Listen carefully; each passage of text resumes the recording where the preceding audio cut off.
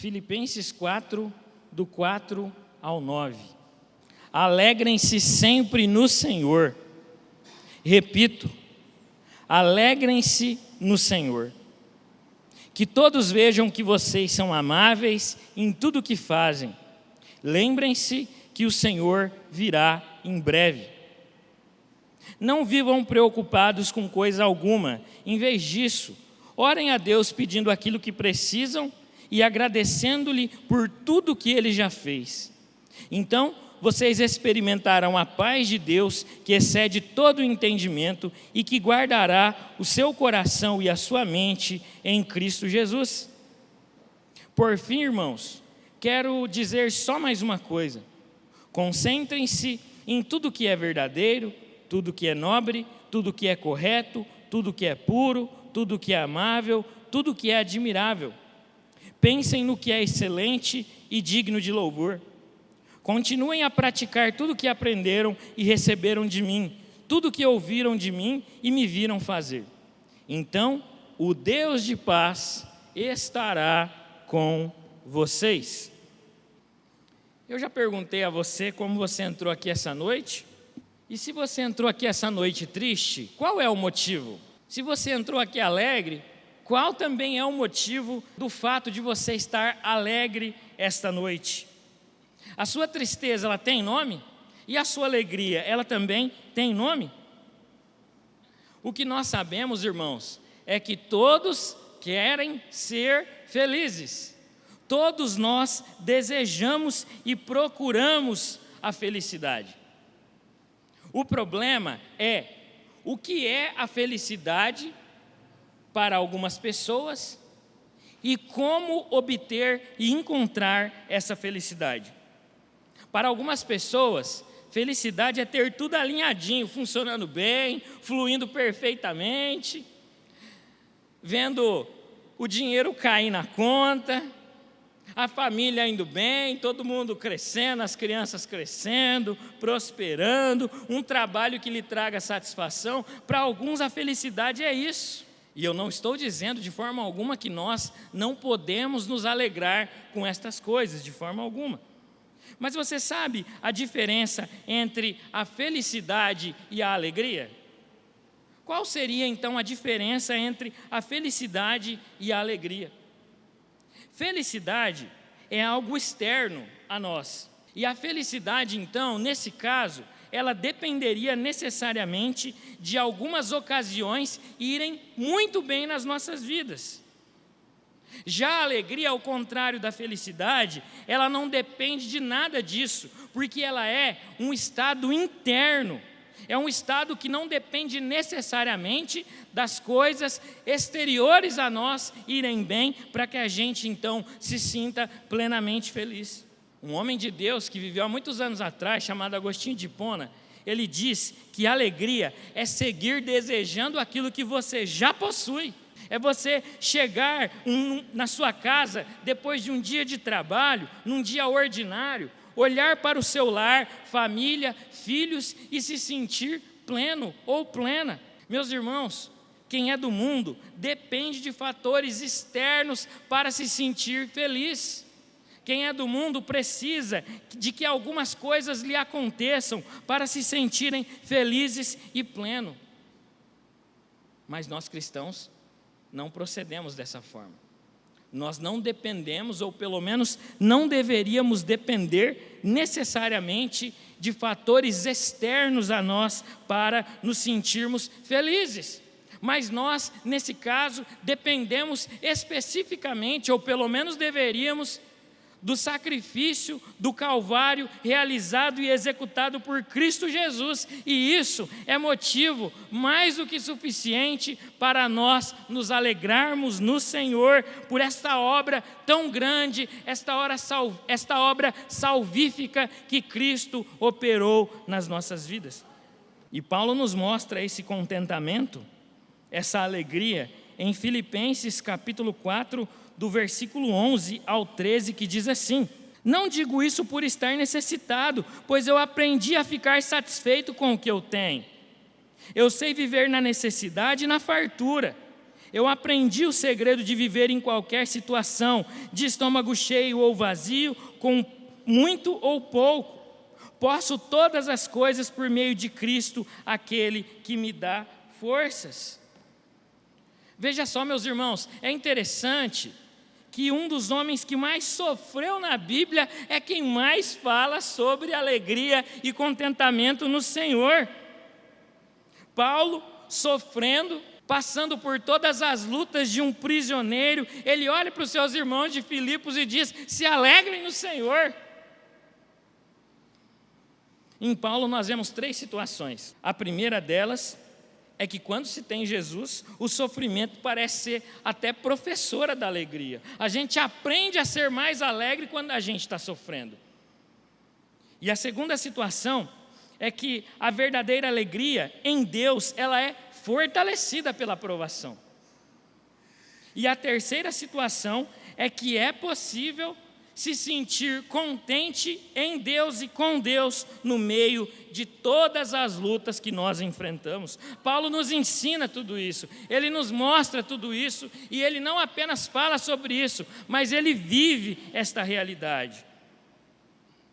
Paulo escreve essa carta, como eu disse, sendo amassado pelas provações que enfrentava na prisão de Roma. O prisioneiro Paulo estava incentivando os seus irmãos da igreja de Filipos a se alegrarem no Senhor. Paulo passou fome, frio, ele sofria surras e açoites, dentre outros maltratos. Ele estava preso, como nos ensina Filipenses 1:17, mas ele continua incentivando os seus irmãos a se alegrarem na presença de Deus. E você sabe, Filipenses é a chamada carta, uma das cartas da prisão de Paulo. E você sabe qual é a maior característica desta carta?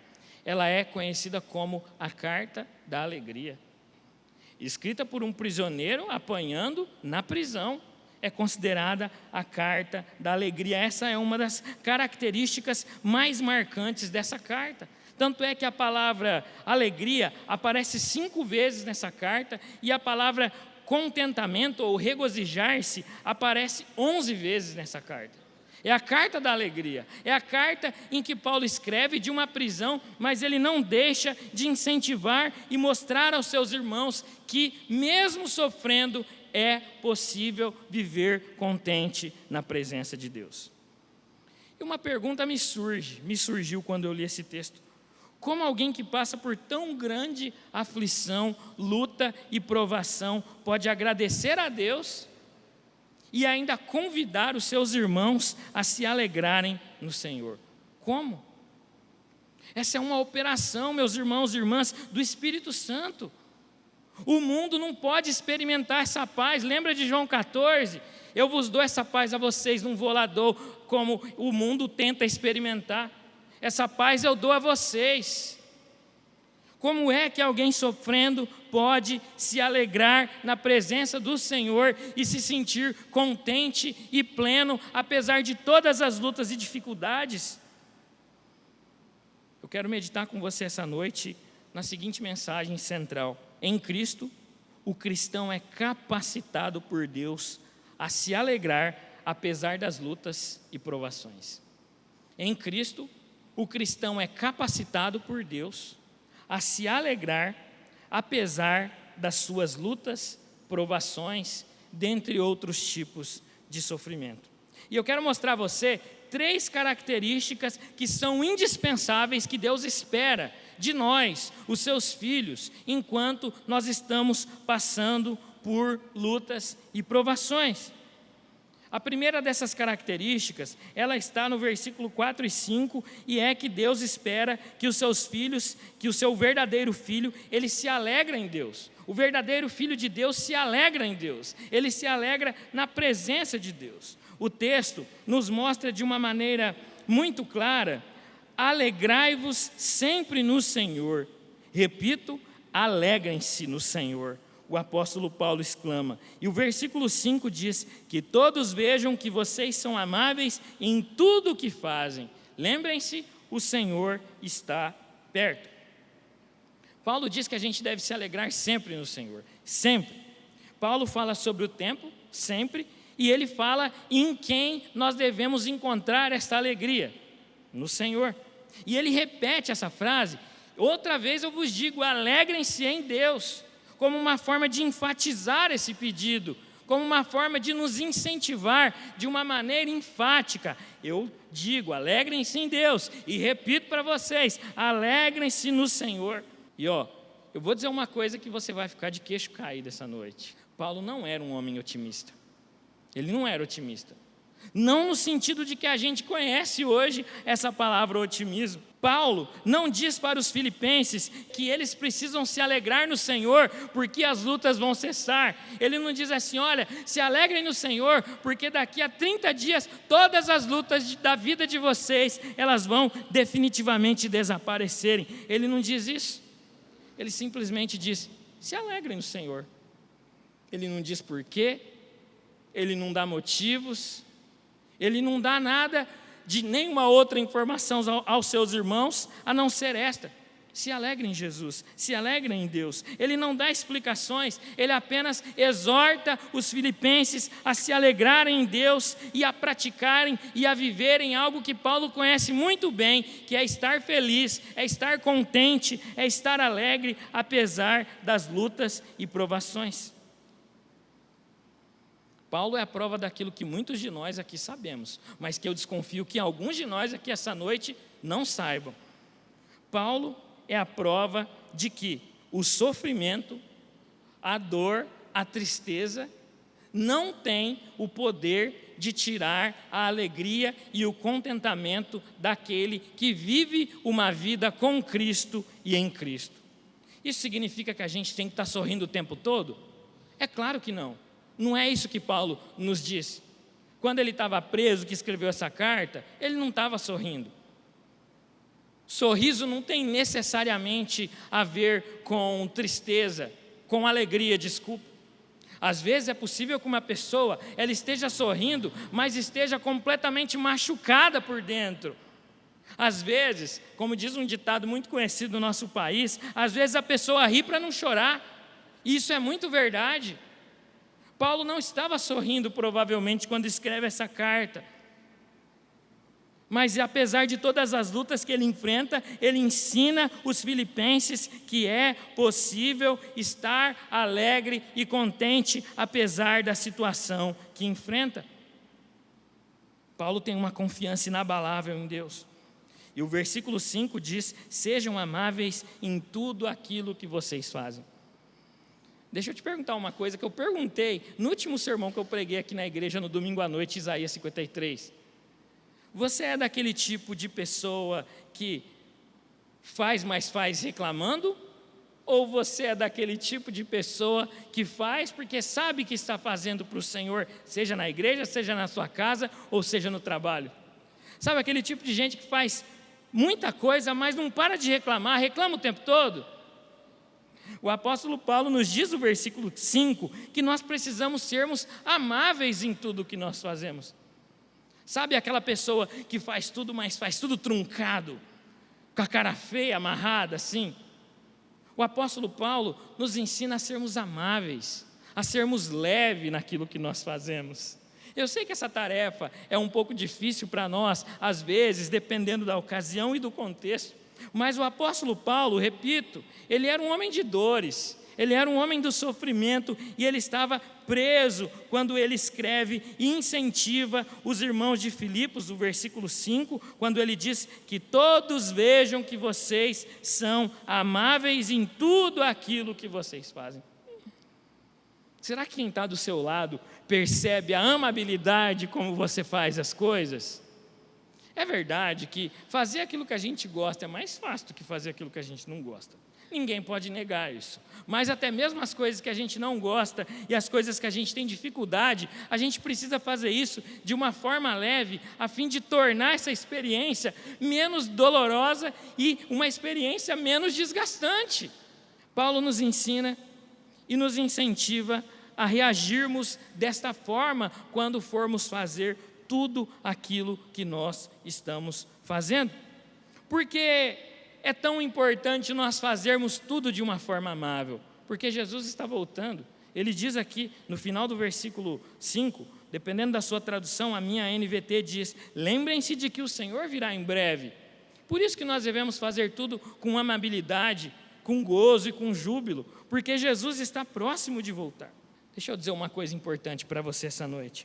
Não é só a nossa fé que deve permanecer inabalável nos momentos de luta e provação, mas também a nossa alegria deve permanecer inabalável diante destas mesmas lutas e provações.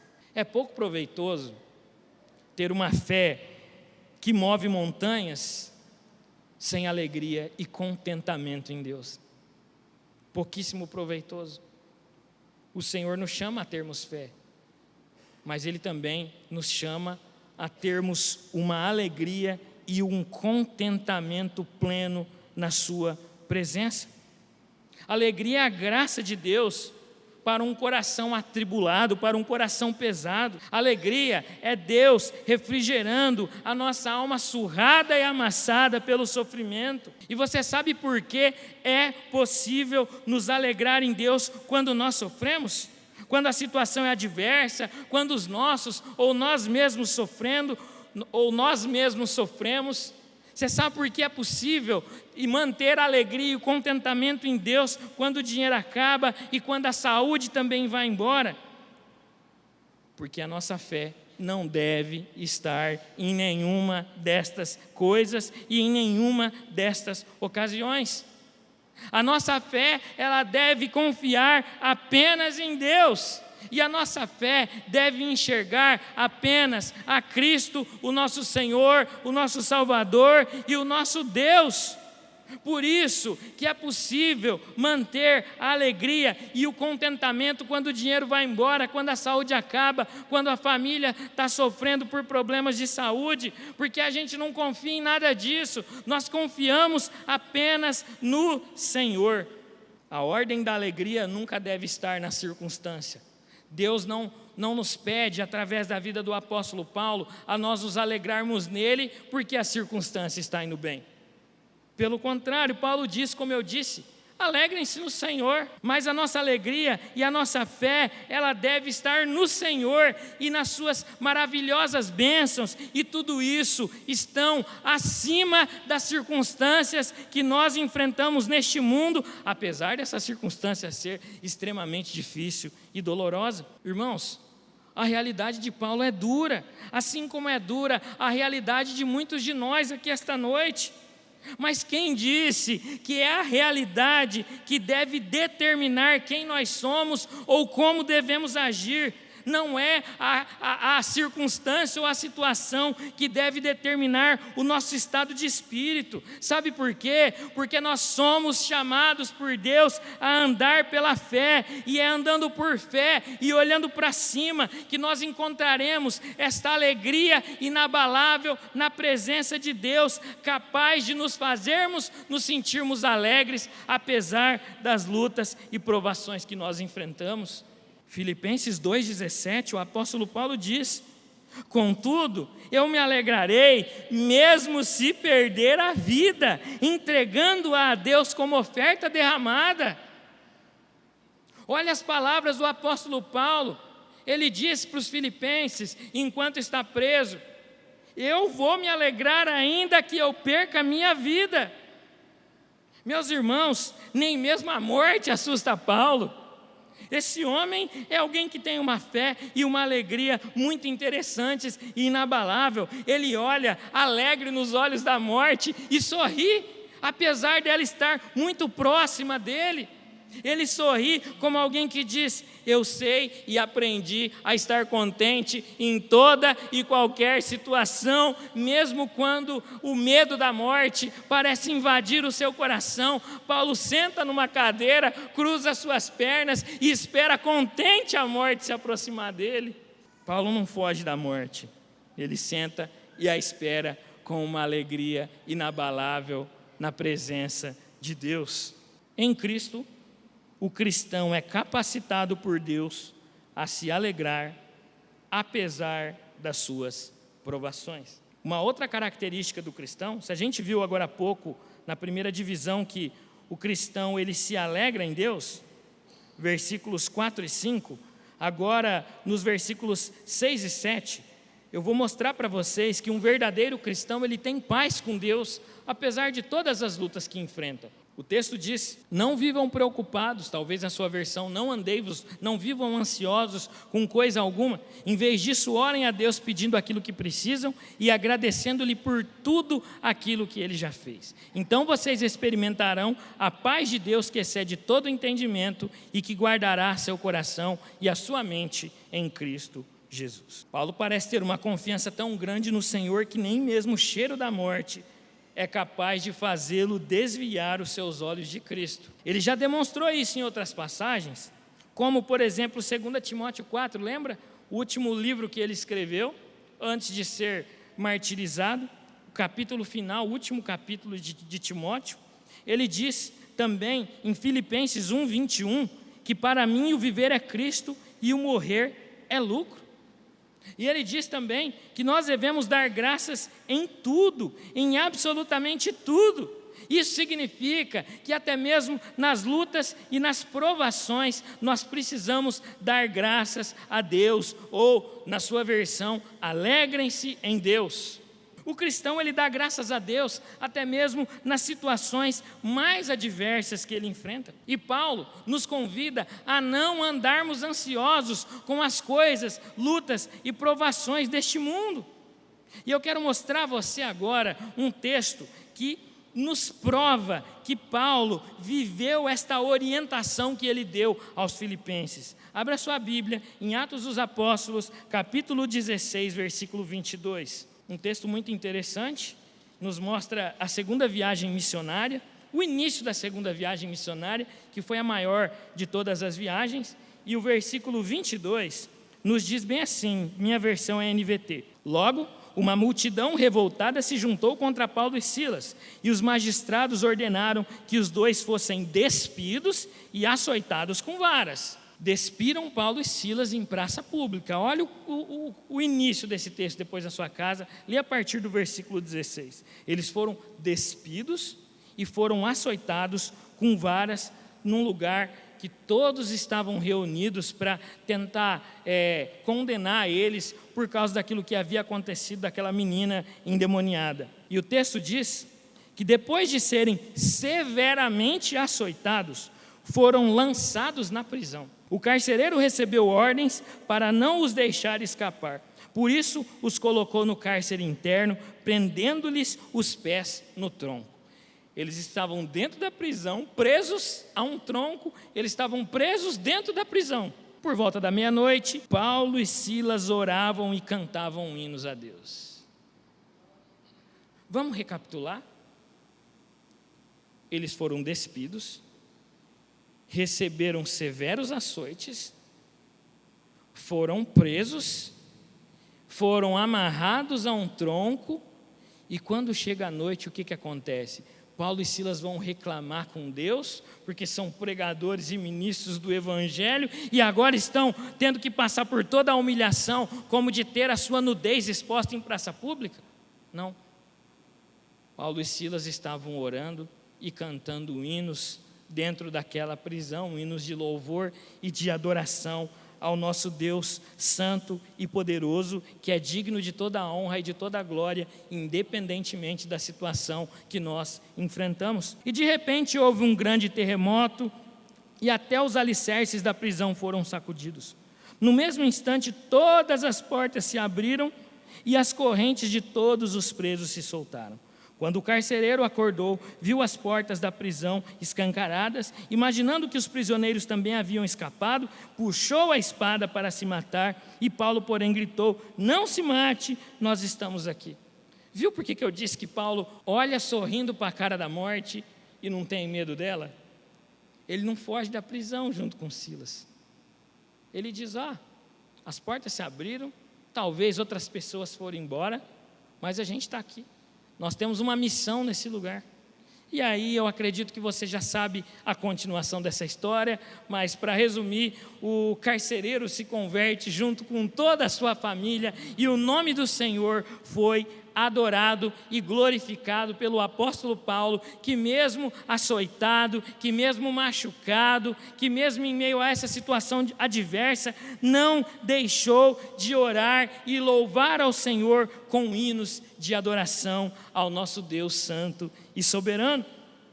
Paulo sabe que não há espaço para reclamações, nem mesmo numa prisão, quando se tem a certeza de que Deus permitiu aquela estada ou aquele pernoite naquele local completamente adverso por causa de um propósito maior. E o apóstolo Paulo ainda nos ensina algo muito importante. Ele diz que nós precisamos agradecer a Deus por tudo aquilo que Ele já fez nas nossas vidas. Isso significa que as nossas petições, elas precisam ser feitas, mas que nós também precisamos sempre nos lembrar daquilo que Deus fez e daquilo que Deus está fazendo nas nossas vidas, neste exato momento que nós estamos aqui. Deus está trabalhando, Deus está nos sustentando, Deus está nos abençoando, e nós precisamos nos lembrar daquilo que Deus fez, está fazendo, e também crer em tudo aquilo que Deus ainda fará nas nossas vidas. Paulo nos mostra, meus irmãos e irmãs, que somente quando entendemos que devemos apresentar a Deus as nossas necessidades, é que nós poderemos então experimentar esta paz que excede todo o entendimento. Ele diz aqui que o Deus de paz, Ele nos guardará, Ele nos abençoará. Guardar aqui traz a ideia de um soldado que vigia uma cidade, uma sentinela. Este guardar aqui é a mesma palavra que se refere a um guarda na porta de uma cidade. Assim como um soldado guarda uma cidade, o Deus de paz, Ele também guarda o meu e o seu coração diante da presença dEle. É uma paz que nos protege, é uma paz que nos abençoa, é uma paz que nos capacita a enfrentar todas as adversidades desse mundo. Paulo fala aqui nos versículos 5 e 6 sobre o pensamento. O versículo 6, ele diz: não vivam preocupados com coisa alguma. Em vez disso, orem a Deus pedindo aquilo que vocês precisam e agradecendo a Deus por tudo aquilo que Ele já fez. Nós precisamos submeter os nossos pensamentos diante de Deus, porque os nossos pensamentos, eles exercem uma forte influência sobre nós, sobre as nossas atitudes, sobre aquilo que a gente faz ou sobre aquilo que a gente deixa de fazer. E eu tenho algo a dizer a você que você já sabe, que sem Cristo, os nossos pensamentos, eles são um perigo para nós mesmos. Que sem Cristo, os nossos pensamentos têm uma grande possibilidade de nos levar a pecarmos contra Deus. Não somente a pecarmos contra Deus, mas sem Cristo, os nossos pensamentos, eles podem nos gerar também ansiedades. Por isso que nós precisamos pensar lá nas coisas do alto. Só em Cristo os nossos pensamentos e o nosso coração estão verdadeira e plenamente seguros, porque Ele é o guarda do nosso coração e Ele também é o guarda da nossa mente. Somente, meus irmãos, a paz de Deus é que pode transformar uma mente inquieta, um coração inquieto, em uma mente calma, tranquila, que adora a Deus em todas as circunstâncias e que não se abala, ainda que algumas coisas nesse mundo parecem fugir do controle de Deus. Você é uma pessoa ansiosa? Você é ansioso? Nós vivemos a era da ansiedade. A Bíblia, esse versículo parece que foi escrito ontem, né? Não andei-vos ansiosos. Ou, nas palavras aqui da NVT, não vivam preocupados com coisa alguma. Esse mal da ansiedade tem atingido muitas pessoas nesse mundo. O mundo nunca esteve tão ansioso como está atualmente. Mas, afinal de contas, qual é o remédio contra a ansiedade e como se livrar desse mal? A palavra ansiedade, ela tem a mesma raiz, ela traz uma ideia de estrangular, sufocar e oprimir.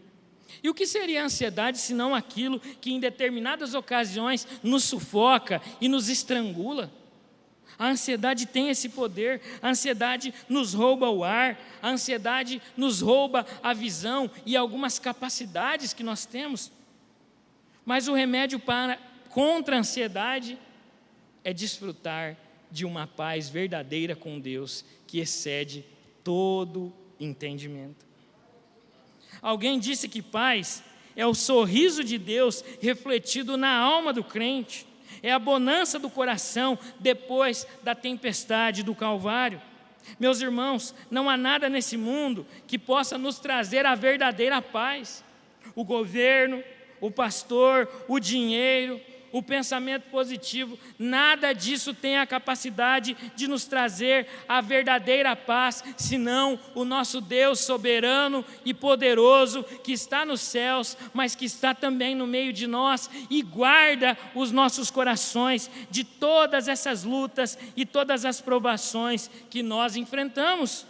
Deus nos ensina e nos chama esta noite a depositar nele, em oração, todas as nossas necessidades e todas as nossas ansiedades. E eu pergunto a você, você tem procedido assim? Você tem feito isso? Não é uma oração que se lembra de pedir apenas, mas também uma oração que nunca se esquece de agradecer a esse Deus que tem nos concedido graça sobre graça, dia após dia. Paulo nos ensina que o único remédio contra o mal deste século, que é a ansiedade, é abrir o nosso coração diante de Deus em oração, simples assim. A oração nos aquieta, meus irmãos e irmãs, porque ela nos conecta a alma diretamente a Deus. A oração, ela muda a nossa disposição, ela transforma o nosso choro em alegria e antecipa a certeza de que todas as misericórdias que Deus prometeu a nós irão se renovar na manhã seguinte. A alegria do Senhor é a nossa força e a alegria do Senhor é também a nossa paz. Em Cristo, o cristão é capacitado por Deus a se alegrar apesar das provações. E a última característica desse verdadeiro cristão é que ele louva a Deus. Os versículos 8 e 9 diz assim: por fim, irmãos, quero lhes dizer só mais uma coisa. Concentrem-se em tudo que é verdadeiro, tudo que é nobre, tudo que é correto, tudo que é puro, tudo que é amável e tudo que é admirável. Pensem no que é excelente e digno de louvor. Continuem a praticar tudo o que aprenderam e receberam de mim, tudo o que ouviram de mim e me viram fazer. Então, o Deus de paz estará com vocês. Paulo agora lista uma série de virtudes que são extremamente importantes para um verdadeiro cristão louvar de uma forma verdadeira e fiel a esse Deus criador de todas as coisas. Viver assim é louvar a Deus com a sua própria vida e, consequentemente, desfrutar desta paz que excede todo o entendimento. E o apóstolo Paulo diz: pensem naquilo que é excelente e naquilo que é digno de louvor. Após terminar essas características, o apóstolo termina o versículo 8 dizendo: pensem no que é digno de louvor. Quais têm sido os seus pensamentos? O pastor Geloísio pregou aqui na última quarta-feira sobre aquelas pessoas que vivem um pouco atribuladas diante de algumas situações e contextos. E na pandemia a gente viu muito isso, né? Aquelas pessoas que ficavam se ocupando o seu dia, já que muitos de nós não podemos trabalhar durante a pandemia, mas aquelas pessoas que ficavam o dia inteiro vendo notícias sobre o Covid, sobre as mortes, e as pessoas começaram a entrar em parafuso com toda essa descarga de informações, que além de serem péssimas, elas vêm numa quantidade que a nossa mente não tem capacidade de processar. A gente tem um limite também para lidarmos com todas essas coisas. E o apóstolo Paulo diz que nós precisamos pensar naquilo que é digno de louvor. É claro que nós não controlamos 100% o nosso pensamento, mas existem algumas ocasiões que nós poderíamos facilmente evitar se nós desejássemos então fazer isso. E o apóstolo Paulo, no versículo 9, convida os irmãos a louvar a Deus, não mais pensando naquelas coisas ruins, mas agora o apóstolo Paulo pede para que os irmãos pratiquem todas estas características que ele havia acabado de dizer no versículo 8, o que é correto, o que é puro, o que é amável, o que é admirável, o que é excelente e o que é digno de louvor. O apóstolo Paulo termina o versículo 9, ou melhor dizendo, o apóstolo Paulo fala no versículo 9 que nós precisamos continuar praticando aquilo que nós aprendemos com ele. Ele é esse homem que aprendeu a viver contente apesar de todas as lutas que enfrentou. Ele é esse homem que sabe e que não tem medo, que sabe que vai morrer e que não tem medo da morte.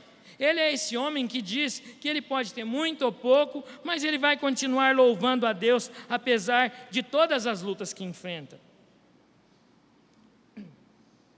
Deixa eu perguntar uma coisa importante para você essa noite.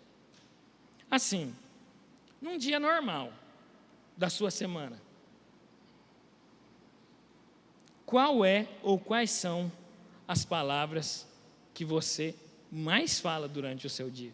Você já parou para pensar nisso?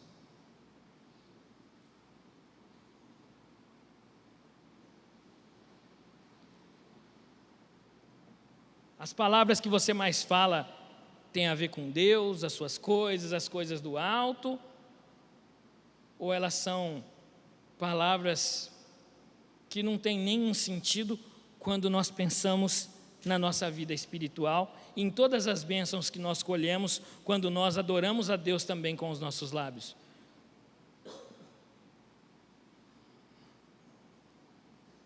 Preste atenção.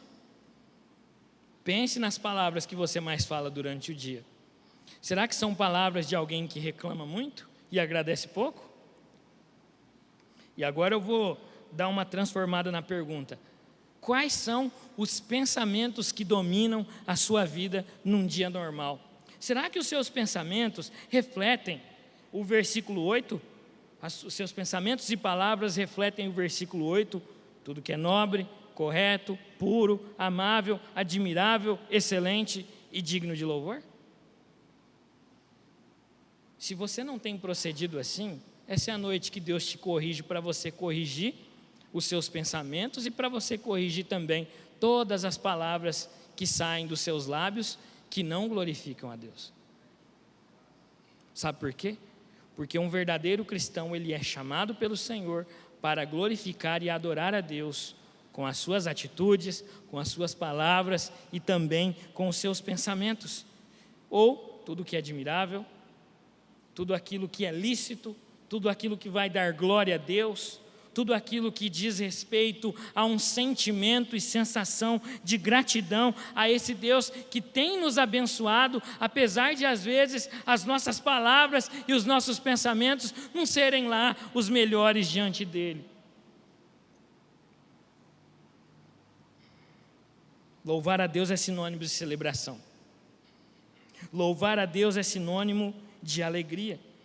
O louvor a Deus alegra ainda mais a nossa alma, mesmo quando ela está cansada das lutas e provações. Por isso que nós somos chamados a louvar a Deus com os nossos pensamentos, cantando, orando, com as nossas palavras. O louvor tem esse poder também. Nossa alegria é louvar a Deus. A nossa alegria é adorar a Jesus, o nosso Senhor e Salvador. A nossa alegria é pensar nas coisas do alto. Homens e mulheres de Deus, em outras épocas, eles eram condenados e morriam, eram martirizados, e enquanto tudo aquilo acontecia, sabe como eles morriam? Cantando hinos de louvores a Deus. Tem um pré-reformador chamado John Huss, que aconteceu exatamente isso com ele. Não vou contar a história dele aqui, mas ele foi condenado à morte na fogueira, e ele era um pregador, ele era um teólogo, e sabe como ele morreu? cantando hinos de louvor ao Senhor, cantando alguns salmos de Davi, segundo alguns relatam. Ele não morreu reclamando, mas ele morreu cantando. Sabe por quê? Porque o seu coração, apesar da situação e da dificuldade e provação que ele enfrentava, o seu coração continuou alegre e contente em Deus através de Cristo Jesus, o seu Senhor e Salvador. Você louva a Deus em tudo aquilo que você faz, em tudo aquilo que você diz? Se não, o que é que tem te impedido de louvar de uma forma mais intencional e significativa a esse Deus que tem te abençoado? Você tem feito isso? Deus espera que os seus filhos o adorem. E o texto diz, João capítulo 4, que ele procura verdadeiros adoradores que o adorem em espírito e em verdade. E sabe por que nós devemos adorar a Deus em espírito e em verdade?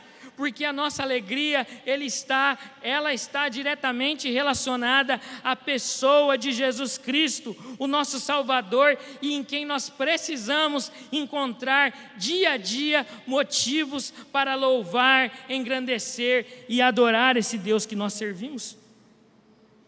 É claro que algumas situações elas podem roubar um pouco a nossa alegria e às vezes até mesmo nos fazer esquecer de toda a beleza da graça e do amor de Deus sobre nós. Às vezes isso acontece, mas a gente não pode perder muito tempo com isso não. A gente precisa orar e pedir para que Deus mude a nossa disposição, para que Deus mude o nosso coração, para que a gente então adore, louve e glorifique a esse Deus novamente, para que a gente vença esses males, para que a gente supere essas dificuldades. Você está em luto, está com problema financeiro, está com problema na família, alguém se desviou, você precisa continuar louvando e adorando a Deus, porque é isso que Ele espera dos seus filhos verdadeiros. Sabe por quê? Porque o nosso motivo de louvor, ele não está na situação, mas ele está na pessoa de Jesus Cristo, aquele que morreu para nos dar vida abundante na sua santa presença. Em Cristo, o cristão é capacitado por Deus a se alegrar, apesar das provações.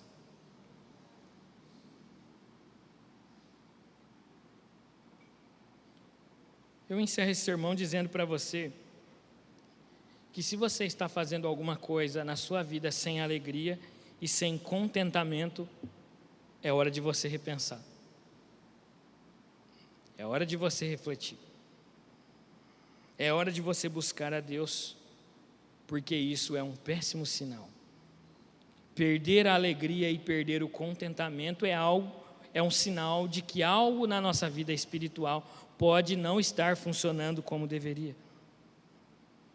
E quando nós encontramos e buscamos a Deus, nós encontramos verdadeiramente a própria alegria em pessoa, o próprio contentamento em pessoa, que está disponível a qualquer momento a todo aquele que se dispõe a buscá-lo verdadeiramente de todo o seu coração.